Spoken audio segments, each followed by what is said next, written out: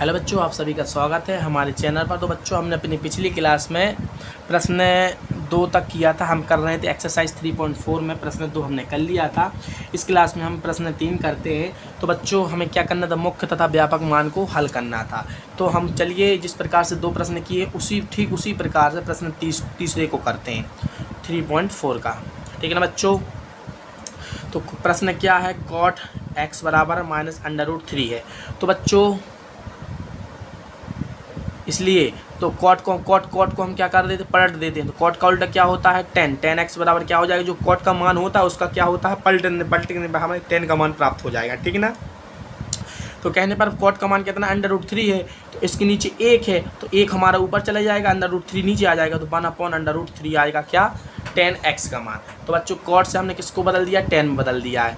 अभी इसके आगे करते हैं बच्चों, क्या करते हैं? 10x बराबर कितना करते हैं बच्चों? तो जो हमारा 1/2 1/3 मान होता है, तो 1/3 का मान होता है 10, 30 का मान कितना होता है? 1/2। ठीक है ना? चूँकि यहाँ पर चूँकि क्या लिखते हैं? अब इसके आगे करते हैं हम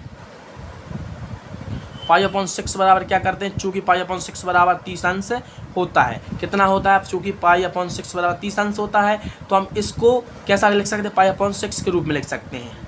10x बराबर कितना? -10π/6। तो 10π/6 कैसे आया बच्चों? 100 पाई का मान जब 180 रखोगे, 6 से काटोगे तो कितना? 30 आ जाएगा। तो देखो 30 को हमने किस में बदल दिया? 30 को बदल दिया π/6 में। तो बच्चों, अब देखो हमारा जो इसका मान होता है कितना होता है? इसका मान 1/3 होता है।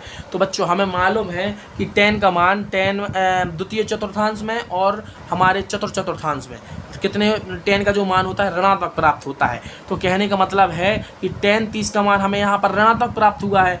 तो हमें क्या लाना है? हमें ऐसी वो लाना है कि अब देखो 10-30 का मान द्वितीय चतुर्थांश में कितना ऋण का होता है, तो ऋण का मान लाना है। ठीक है ना? इसको हम और कैसा तोड़ सकते हैं? इसको तोड़ सकते हैं 10x बराबर, इसको हम तोड़ सकते हैं बच्चों 10 2π - π/6 में तोड़ सकते हैं।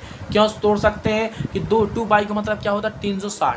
2 में गुणा कर दो 180, पाई का मान 180 होता है, 180 दूना 360 होता है। तो 360 कहाँ पर बनता है? 360 यहाँ से यहाँ तक रहता है, यानी चतुर्थांश में एंट्री करता है। यहाँ पर जो होता है, यहाँ पर कॉट और 10 कैसे होते हैं? हमारे ऋणात्मक होते हैं, तो हमें ऋण का मान प्राप्त हो जाएगा। तो यहाँ पर कितना मान? 1/3 प्राप्त हुआ है। तो हम जब इसको हल करेंगे ना, तो इसको हल करने पर जो हमारा मान आएगा उसका मान भी कैसा होगा? ऋण का होगा। ठीक है ना? तो हमें ऋण के मान प्राप्त होने चाहिए। ठीक है ना? तो यहाँ पर 10x का मान कितना प्राप्त हुआ था? -1/3। तो -1/3 हुआ था, तो माइनस का मान हमें लेना है। तो मान और देखना है कि माइनस का मान किस में आएगा। तो बस वही तो हम कर रहे हैं। तो हमने क्या लिखा है? 10x बराबर, क्योंकि चौथे चतुर्थांश में 10 कॉट कॉसेस और हमारा जो साइन होता है ऋण का होता है।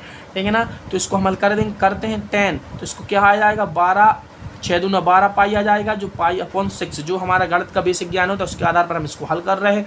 10x बराबर कितना आ जाएगा? 10 11 π/ बच्चों कितना? 6 आ गया। तो बच्चों देखो, अब इसका मतलब क्या होता है? इसका मतलब होता है चूँकि 11, चूँकि यहाँ पाई का मान कितना होता है? 11 गुना पाई का मान हमें मालूम 180 होता है 1/6 से, तो इससे काट दोगे 30 आएगा, तो कितना आएगा? 330। तो कहने का मतलब है चूँकि 10 300 जो 30 का मान है कितना होगा? 10-30 का मान 1/√3 होगा।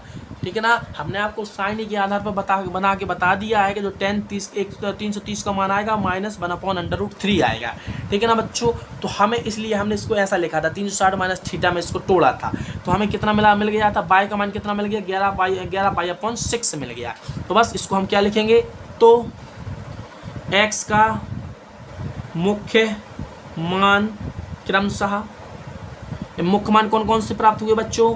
π/6 हुआ है और एक हमें हुआ है 11π/6। तथा क्या निकालना है? x का व्यापक हल। तो बच्चों देखो, हमें इसमें क्या है? चूँकि 10 में पूरा फंक्शन है, तो 10x = 10y बराबर क्या होता है बच्चों? यहाँ पर होता है x n π + y। ठीक है ना? तो हमें क्या होता है? इतना होता है चूँकि सूत्र के आधार पर। ठीक है ना? ये सूत्र होता है, प्रमेय होता है। तो हम क्या इसकी तुलना इसमें मान रख देते x बराबर n π, तो y का मान कितना आया है? 11π/6। ठीक है ना बच्चों? तो 11 पाई अपॉन 6 आ गया। और बच्चों जी एन आया है, तो एन कहाँ से आया, एन बिलोंग्स टू कहाँ पर होता है, जेड में। एन का मतलब क्या होता है, नेचुरल नंबर, नेचुरल, और जेड का मतलब क्या होता है, इंटीजर नंबर। तो हमारे जो नेचुरल नंबर होते हैं इंटीजर नंबर में बिलोंग करते हैं। इंटीजर नंबर क्या होता है, 0 से छोटे होते हैं और 0 से बड़े होते हैं, और नेचुरल नंबर एक से लेकर कहाँ तक होते हैं, अनंत तक होते हैं। तो इंटीजर नंबर में पूरे नेचुरल नंबर आ जाते हैं, सम्मिलित हो जाते हैं, इसलिए हम लिखते हैं एन बिलोंग्स टू जेड। तो बच्चों हमने जो प्रश्न हमारा था ना तीसरा, उसको हमने कर लिया है। इसके क्या लिखना था, प्रश्न में लिखा था x का मुख्य तथा व्यापक हल। तो x के मुख्य मान कौन कौन से हैं, पाई अपॉन 6 और 11 पाई अपॉन 6, ठीक ना। और तथा x का व्यापक हल, तो व्यापक हल में देखो फंक्शन 10 में था, लेकिन कोड में था, हमने इसको 10 में बदल दिया। तो 10 का जो होता है 10x बराबर 10y बराबर क्या होता है, x बराबर n पाई प्लस y होता है। इसमें जो हमने निकाला है अभी 11 पाई अपॉन 6 है, हम इसको कर लो। यहाँ पर जो 10x होता है, 10 से 10 काट दोगे तो x बराबर कितना आएगा, y आएगा। तो x हम बराबर कर ही रहे हैं, तो x बराबर y करना है। y का मान कितना रखना है, 11 पाई अपॉन 6 रखना। तो जहाँ y है वहाँ पर हमने मान रख दिया। तो बच्चों इस क्लास के साथ, इस क्लास को हम यहीं पर ख़त्म करते हैं, मिलते हैं अगली क्लास में। तो उस क्लास में हम प्रश्न 4 को करते हैं।